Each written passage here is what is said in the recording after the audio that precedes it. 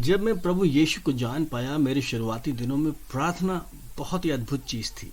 प्रार्थना में एक सरलता थी, एक सहजता थी। मैं उन दिनों प्रकृति में बाहर जाकर प्रार्थना करता, परमेश्वर से मिलता और परमेश्वर मुझसे आकर मिलते। और थोड़े ही दिनों में मैं इस बात को देख पाया कि चीजें बड़ी उलझ सी गई हैं, इस पेड़ की तरह। यहाँ पर जहाँ पर डालियां, टहनी, उसकी जड़ें और उसके तने आपस में उलझ गए हैं। और मैं बड़ा ही भ्रमित था, मैं समझ नहीं पा रहा था कि क्या हो रहा है, ये सब क्या है। मुझे सीखना पड़ा प्रार्थना के विषय में, उसकी शक्ति के विषय में। आपको याद है कि प्रार्थना दो दिलों की आपसी बातचीत है। ये परमेश्वर का हृदय और मनुष्य का हृदय है। पर एक विश्वासी के जीवन में पाप उसे परमेश्वर के साथ घनिष्ठता से दूर रखेगा। जैसी नजदीकी परमेश्वर चाहते हैं, और हमें परमेश्वर को साफ हाथों और शुद्ध हृदय से खोजने की आवश्यकता है। पहला यूहन्ना 1:8 में बाइबल कहती है, यदि हम कहते हैं कि हमें पाप नहीं तो हम में सच्चाई नहीं, हम अपने आप को धोखा देते हैं। और यदि हम अपने अपराधों को मान लें तो वो हमारे पापों को क्षमा करने में और हमारे अपराधों को माफ करने में विश्वास योग्य और धर्मी है। तो हमें आवश्यकता है कि हम निरंतर अपने हाथों को शुद्ध रखें, और ये हमारा रिश्ता है दुनिया के लोगों के साथ। हमारा हृदय शुद्ध होना चाहिए। हमको अपनी परिस्थिति के विषय में साफ साफ पता होना चाहिए, और हमारा हृदय साफ हो जब हम उसके पास जाएं। हमें अपने अपराधों के विषय में ईमानदार होने की आवश्यकता है, यदि हम चाहते हैं कि हमारा प्रार्थना का जीवन सामर्थ्य जीवन हो।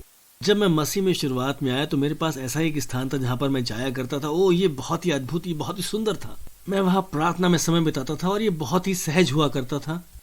फिर एक दिन परीक्षा में, जब मैं कक्षा में पढ़ रहा था यूनिवर्सिटी में, मुझे एक अवसर मिला कि मैं परीक्षा में किसी प्रकार से नकल कर सकूं। मैंने उस अवसर का लाभ उठाया। मैं वापस अपने हॉस्टल के कमरे में गया और मैंने परमेश्वर के साथ उस निकटता को खो दिया था। मुझे समझ में नहीं आ रहा था मैं क्या करूं और मैं कहाँ जाऊं। और परमेश्वर ने मेरे हृदय से बात करी। उन्होंने कहा कि तुमने उस परीक्षा में नकल करी, तुम्हें वापस जाकर उसको सही करने की आवश्यकता है।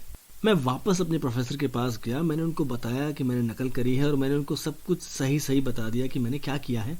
और हाँ, उन्होंने मुझे माफ कर दिया और मैं बड़ा धन्यवादी हूँ इस बात के लिए। पर उससे भी ज्यादा परमेश्वर ने मुझे माफ कर दिया और उसने मुझे शुद्ध किया। और मैं आपको बताना चाहता हूँ, परमेश्वर की उपस्थिति ने मेरे आत्मा को, मेरे हृदय को फिर से भर दिया, और मैं फिर से प्रभु यीशु मसीह की भक्ति की सरलता और सहजता में वापस पहुंच पाया। हमें से बहुत से लोग परमेश्वर के साथ रिश्ते की नजदीकी से महरूम हैं, क्योंकि हम में कुछ कमी है, हम में पाप है, हमारी प्रवृत्ति या हमारे कार्य इस प्रकार के हैं। ऐसा कुछ जो हमें करना चाहिए और हमने नहीं किया है, चाहे कुछ भी क्यों ना हो, आप उसे अंगीकार कर लें। परमेश्वर के साथ अपने रिश्ते को सुधार लें, उसे आपके जीवन को शुद्ध करने दें, उसे आपके जीवन को लेके वो बनाने दें जो वो चाहता है कि आप बने। यदि आप अपने अपराधों को मान लें तो वो विश्वास योग्य होगा।